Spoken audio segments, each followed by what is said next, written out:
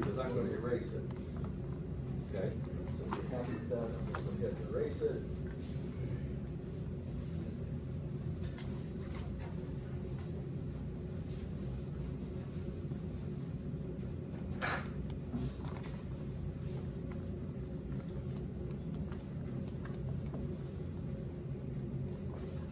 Sorry.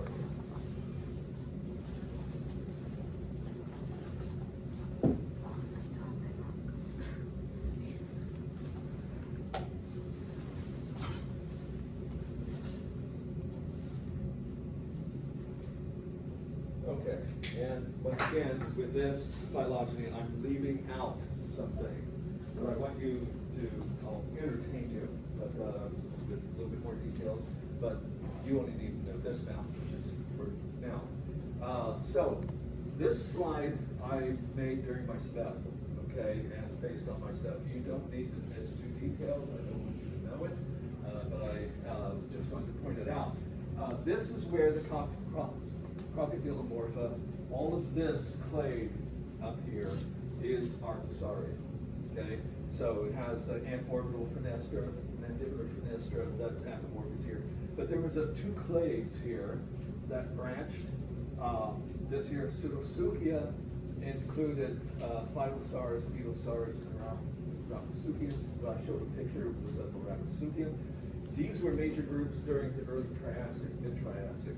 They were the major critter terrestrial habitats, and at the end of the Triassic, they went extinct. The only clade that survived today from these, from the Pseudosuchia, are the crocodiles and alligators. Okay, now for this particular clade, you don't need to know the name of it, but it is pterosaurs and dinosaurs. Pterosaurs are not flying dinosaurs. They're something altogether different.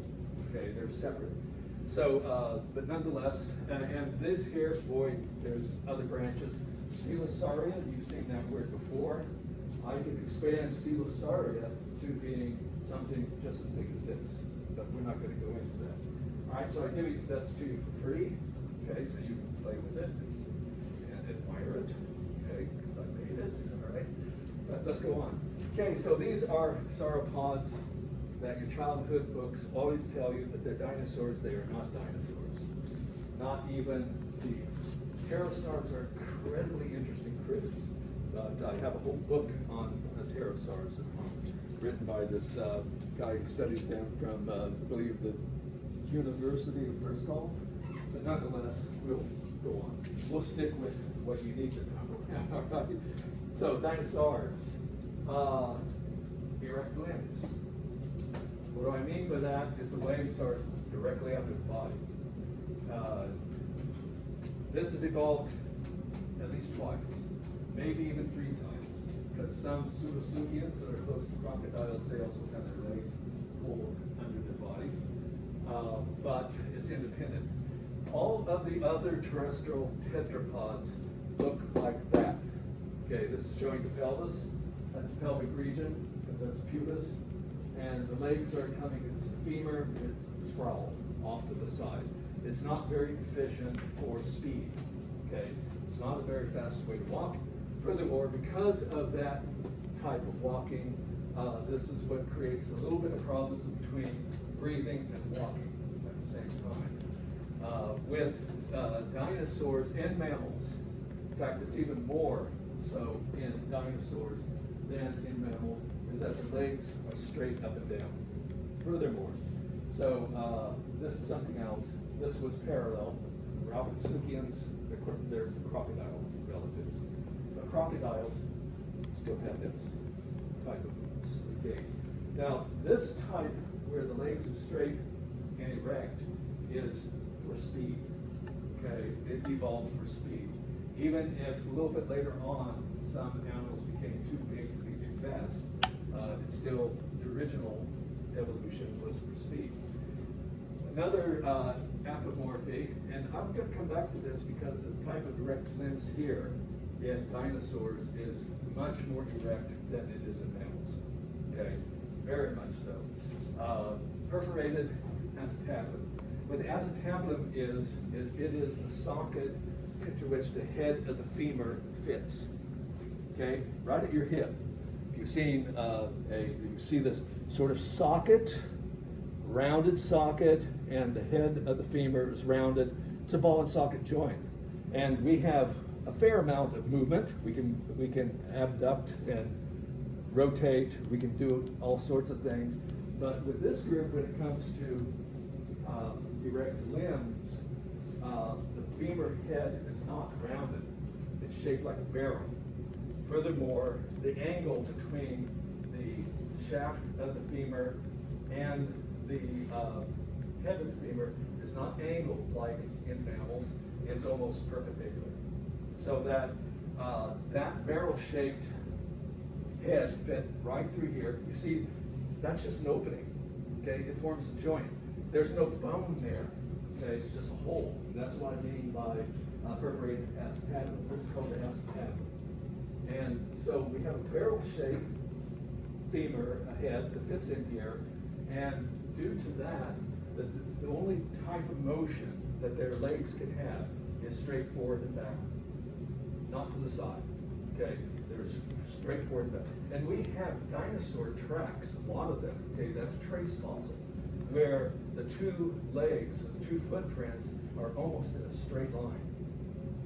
Unlike in a mammal, you can have left, right, they're sort of separated. But these guys had their legs really directly under their body, and the only motion they could do is forward and backward. And that's, for the earliest ones, dinosaurs, it is built for speed, fast running. Okay? And the earliest dinosaurs in the Triassic were bipedal. They walked, we have some fossils that's a little bit earlier that fall outside of Dinosauria. They fall between pterosaurs and dinosaurs. That they were probably, when they ran, they were probably bipedal.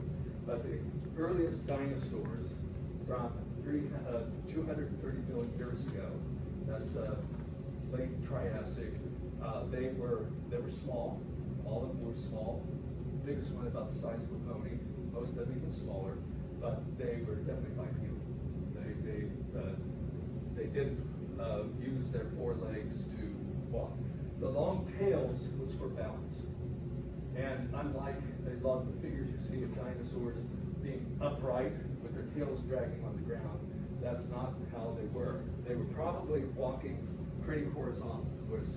The tail and the neck were pretty much horizontal. Okay, based on modern analysis of the musculature, we can derive some ideas about the muscles based on fossae and other spines to where muscles have to attach on the bone. Okay, so this is even a pre-dinosaur. It may have walked on four legs, but definitely when it started running, it only ran on the back legs. And later dinosaurs did that too. Okay, so of the three major branches of dinosaurs, Saurischia, Ornithischia, but really this is divided into two different groups. Now I do want you to know these groups, but I'm not going to give you apomorphies for them. I'm only giving you synapomorphies just for Dinosauria, but to correct your childhood mistakes that your parents made. Ornithischia, sauropods, and theropods is still likely to have some concept of what they were. These were ornithischians. All of them herbivores, and the earliest ones were bipedal.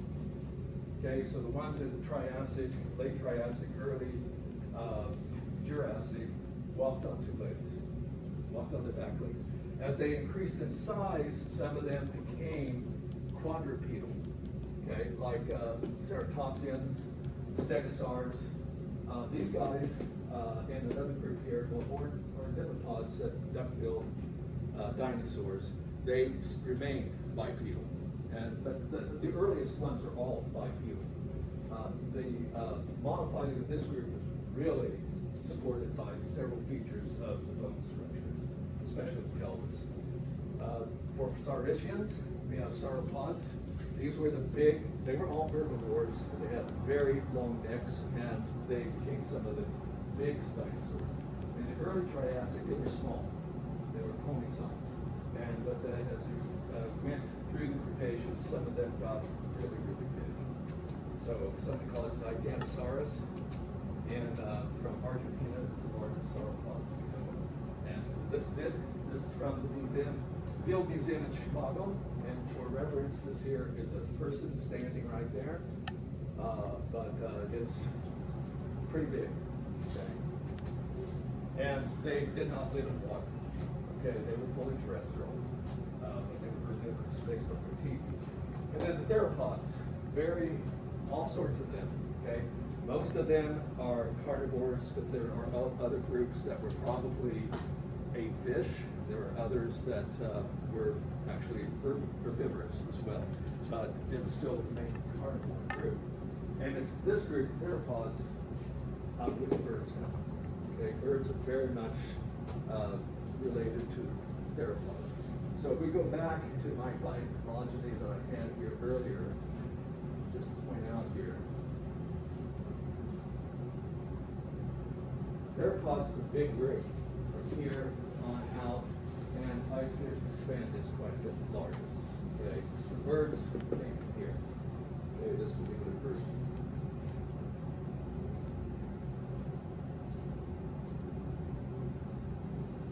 Okay, so just to give you a place where birds came from, this, so I know more about dinosaurs.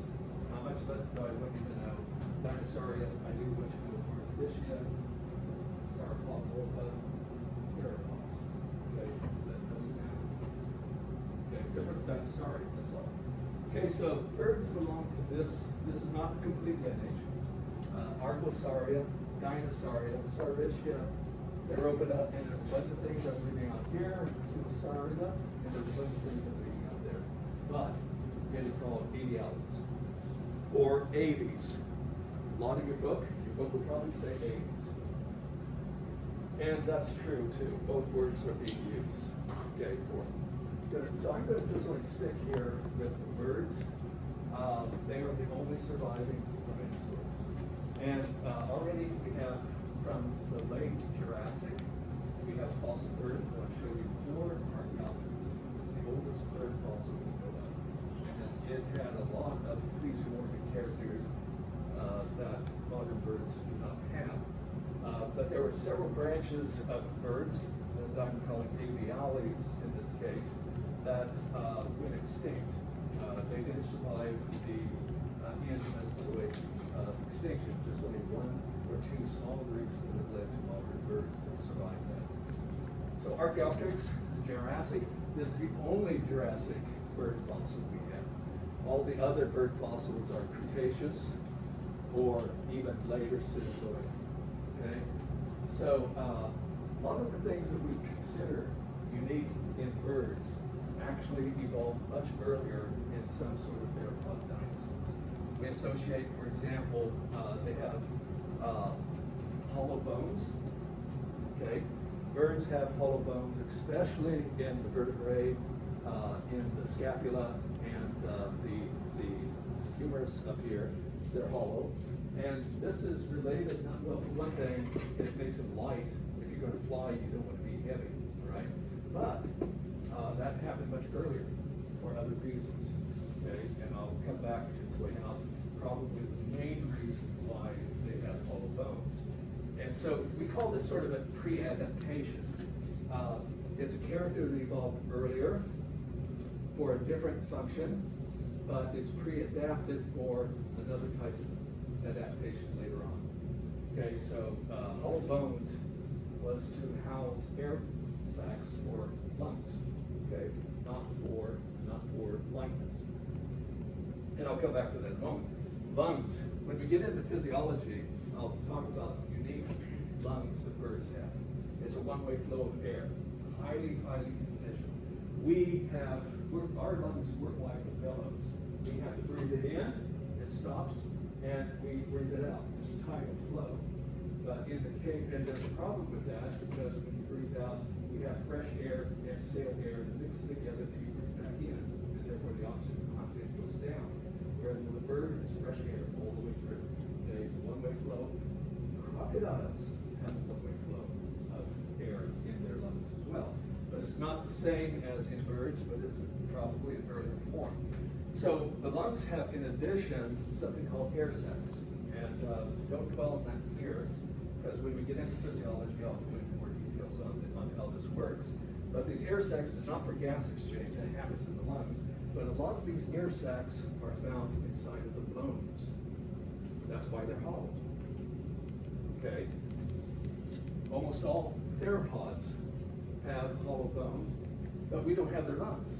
But where the lung air sacs go into the bone, they leave in the bone an opening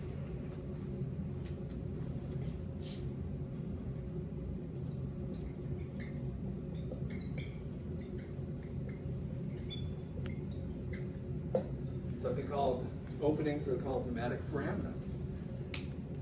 Theropods have those. Those are preserved.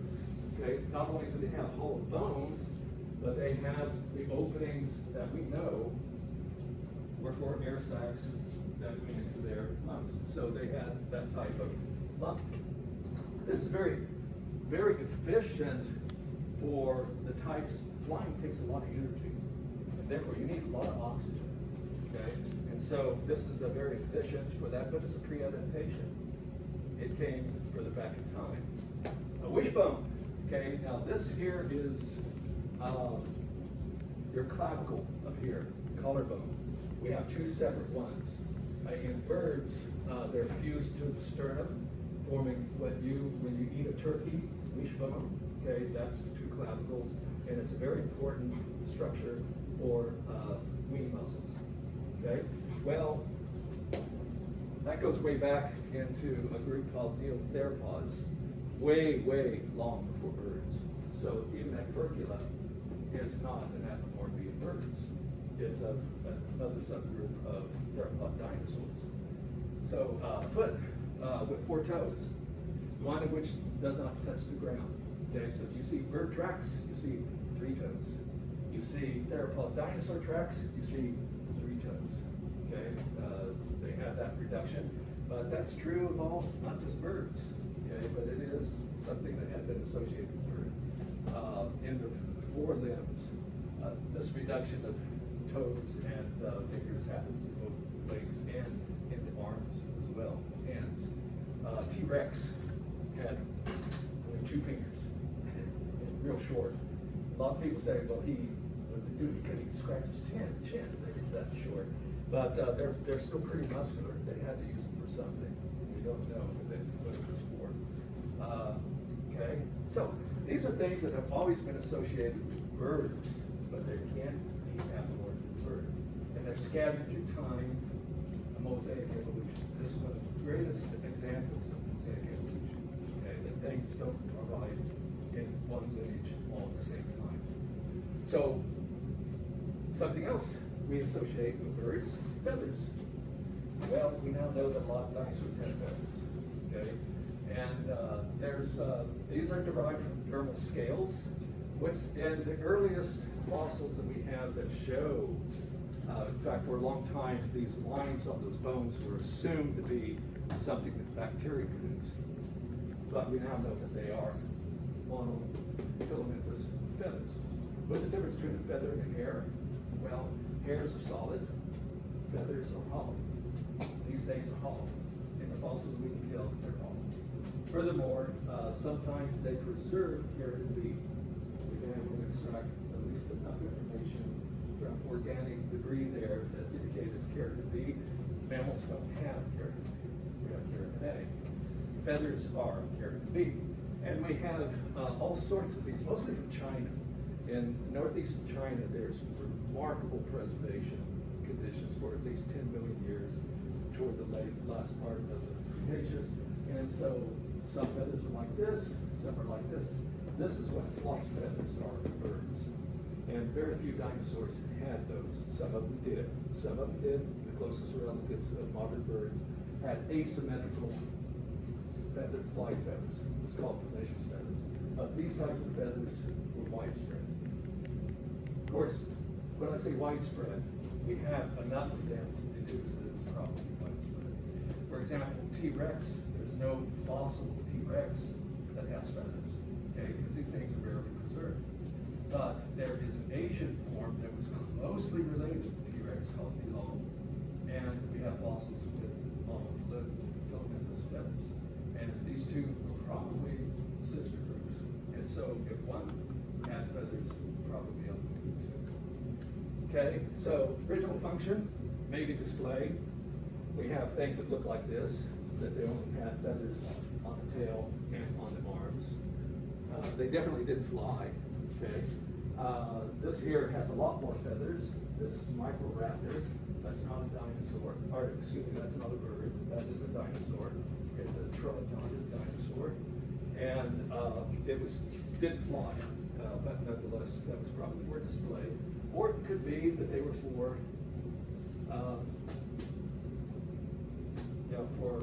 thermal regulation. That brings up a good question. Why thermal regulate if you're cold-blooded? They must maintain a high body temperature just like we do in order to have feathers. That's what it is. Could be for camouflage too. We know that these things were colored because there are things in the feathers called melanosomes. You don't need to know that term, but they are indicative of the deposition of red or yellow and black melanins, and due to their shape. And so we've been able to figure out what some of these feathers colors actually were, at least some of them. All right? Okay. So what is unique about birds? And this will be my last slide. This here, the tail bones are fused together, immobile, into something called a pygostyle. That is unique to this group of dinosaurs. So pygostyle, this is a dinosaur, typical tail, long, bony, but this has been reduced to just a few very short bones, all fused together, immobile, pygostyle. Another one is fusion of carpal and metacarpal bones in the hand, form what is called a carpal metacarpus. So when you eat your chicken, humerus, radius, ulna, and this is the hand. In theropod dinosaurs, they had 3 fingers. Okay, 2 of those are fused together. This is from carpal and metacarpal bone. This is another finger. Actually, this is 1, 2, 3. That's the joint. 1, 2, 3. Those are the fingers. And these are carpal metacarpal bones, and they're fused together. Which they were separate in everything else. And on the wing, they have a special set of feathers that are manipulated that are called ulula. And that is right here. The ulula stabilizes the flight when they land and take off. Some other Cretaceous birds don't have that. So this crown group does have it. And that is related to this little finger right here. This is movable.